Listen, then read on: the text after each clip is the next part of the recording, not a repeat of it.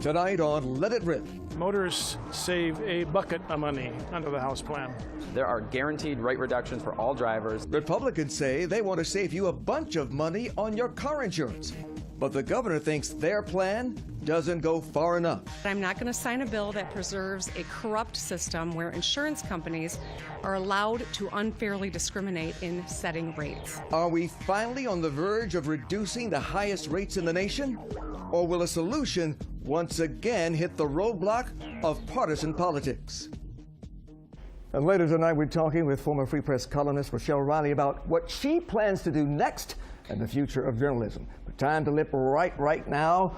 We are going to rip it really good. State Senator Pete Lucido, for years the Shelby Township Republican, has been working to overhaul the state's auto insurance laws. He believes that maybe we are closer than ever. We're getting there. All right, next to him, State Senator Adam Hollier, the Democrat from Detroit, broke ranks with his own party to join Lucido in voting for insurance reform, but there's still a roadblock. Also with us, Ben Johnson, one of dozens of attorneys who make their living in part by suing insurance companies for their injured clients. He says those clients deserve a voice in this debate, too. Also, we brought back our resident expert on the issue. Free Press reporter J.C. Reindl did a comprehensive review of the state's no-fault insurance system, a system that has left us all with the highest rates in the country. And as always, the man who can argue every issue, every side, anchor attorney Charlie Langton. Well, Pete, I just saw you with the governor today signing a bill that you sponsored, agreeing with you that our forfeiture laws were wrong and that police couldn't just seize property unless there was conviction. And yet minutes later, she said the reforms that you sponsored preserve a corrupt system. So where do we stand? You know, the governor has her right to say what she wishes, but at the end of the day, where's the relief? We need to give these taxpayers, these voters that put her in office, the relief. This is all about rate reduction and relief, at the same time being good stewards of this state. As you're going to hear tonight, we have the highest insurance rate in the nation. Something needs to be done. Doing nothing is not an option. Rate reduction is everything. This is a Democratic, Republican. It's a partisan, bipartisan. Call it what you will. At the end of the day, we need meaningful rate reductions and rollbacks, and the only way you're going to get there is to do something. Kicking the can down the road after 40 years is enough. And Adam, you were one of two Democrats who defy your party and vote with Pete Lucido for insurance reform. So is the governor right what she said today? Does this reform bill preserve a corrupt system? I think the governor's work in this is the reason that we got here. So the bill that came out of the Senate, she said it wasn't good enough. We came back with something much better in the House. I expect us to continue to keep working for this, but I'm a legislator. It's my job to make sure that the bills that get across our desk that move forward are the best that they can possibly be for my residents. Lyndon Johnson is somebody who was categorically viewed as one of the best legislators ever. He made it really work in the Senate, and the bill that he is the most proud of is not the 1964 Civil Rights Act. It's the 1957 Act that no one's ever heard of. It's the one that didn't make lynching illegal. It's the one that Strom Thurmond filibustered on the Senate floor for more than 24 hours because he knew, like everybody else, that once there was a crack, once we could convince people that we could actually get some reform done, we could get real change. So are you even talking? Are Democrats and Republicans in the same room tonight? I think we're in the same room tonight. We're on the same floor. But I've been talking to the Senate Majority Leader, I've been talking to the governor, I've been talking to my leadership, and we're talking to all the reps and senators. We're really working to make this thing happen. This is the closest it's gotten, Yul. This is the closest it's ever gotten. It's passed in the House, in the Senate. In the history of the legislature, it's never gotten this far. Everybody is putting every bit of ounce of energy to say, enough's enough, let's get it done. You know, people look at Lansing and sometimes see not only two parties, but two different factions controlled by outside interests. They say that Republicans are controlled by the insurance industry. They say that the Democrats, Ben Johnson, are controlled by trial lawyers, and that people like you and Jeffrey and Sam and Mike... Who are those other guys? Who make, I know, you know, the four tops. But people like you make millions of dollars suing insurance companies for their injured clients, and that you don't want to see a change because of the money you make. Okay, where's the question? Do you agree with that? Of course not. 1 to 2% of my firm's revenues, Huel, is in this no-fault system. I don't make my living on this no-fault system. If we want to go back before the insurance companies changed our laws, guys, and lobbied and got the law this way 30-some years ago, if the insurance company is sick and tired of collecting all their millions and now want to go back, I'll make more money the other way.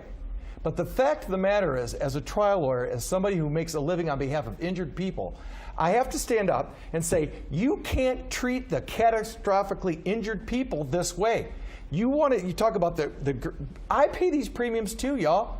I've lived in Detroit 3 different occasions in my life, and I paid just as much more as everybody else, moved, and still pay more. But the fact of the matter is, when you are catastrophically injured, you have got to have money. You want to have Medicaid? You want to have Medicare and see if you're going to get that wheelchair? You're going to get that brain injury? You're going to have ongoing physical therapy? The fact of the matter is, you want to talk about rates? They're horrible, and they got to go down. But the fact of the matter is, we have the best healthcare system for traumatically brain injured people and catastrophically injured in the country. But no one wants to talk about that. We want to talk about what certain people, JC, think are abuses.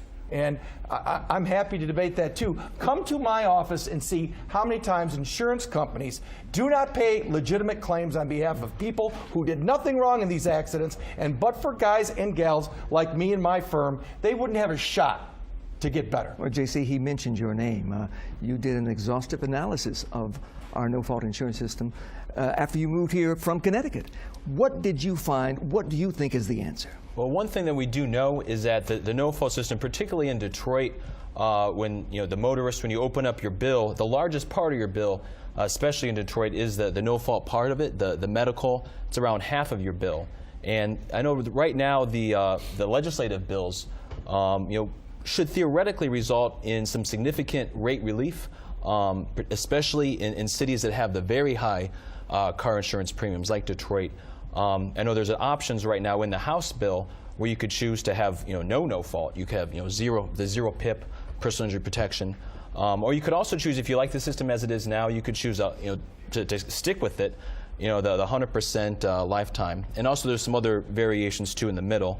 But if you went with the 0%, no fault, if you heaven forbid there's a catastrophic crash, you will be in a serious predicament. But just like you are in the other states.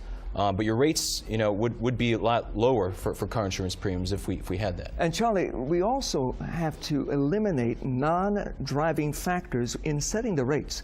It shouldn't matter what my credit score is or my zip code when my insurance rates are set, right? Yes, and the question should go to the legislature. Put that into the bill to make those rates go down. Absolutely. Who's going to argue? How can an insurance company really justify that? I would like to know. It's a matter of where you live, credit score, nothing to do with that. Here's the problem I see with this whole non-auto insurance. I have a lot of cases in this area.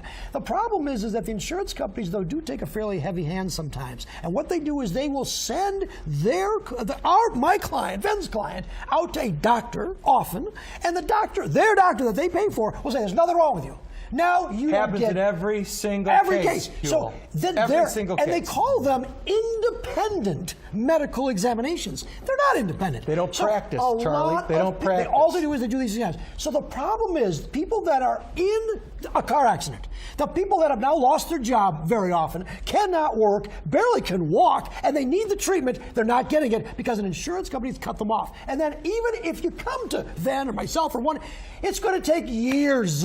Your life is ridiculous. So the way to preserve this is to at least make the payouts a little fairer, and that's not. I don't disagree, Huell, that people need lawyers to go fight when somebody doesn't pay under a contract and an obligation. But let's look at facts. 55,000 victims of injuries from car accidents in this whole state. We have 7.2 million vehicles registered. So that's 55,000 accident victims. Out of that, the average claim for medical was 22,000. Why are we paying for unlimited when we don't need? Why am I buying 10 pounds of bologna when I can only eat one? As a result, I want to make it very clear to everybody listening tonight. If you have a choice and you already have your medical, let's say a Blue Cross policy or some other policy, why am I duplicating my efforts in buying more medical? If I have health insurance through my job, why am I doing this? Why do I? And then you lose your job, Pete. I understand that Pete, the and then you lose your job. I You don't have a understand the job. unlimited medical This is the a thing. great thing. It's wonderful, but the rate reduction is what the People of this state are crying out for legislators like us, saying we I already can't don't take have it. And yet Michigan is the only state that has this requirement. Why? Yeah. Why? Why no, because It was a great idea. It was a great idea when they did it. It just doesn't work today. Charlie, but look Nobody what can it costs. afford auto They insurance. can't afford it. I mean, I would save 40% on my bill. Right now, I would immediately opt out of PIP. That saves my family $3,000. And to complicate that, I already get a $2,000 bonus on our bill because our health care is a primary. When we talk about this, everyone wants to talk about the catastrophic claims. They want to talk about the 1 or 2 or 3% of people who this is the worst thing that ever happened to them. But we always forget that 30 or 40% of drivers are people in Detroit who can't afford any insurance. They have nothing.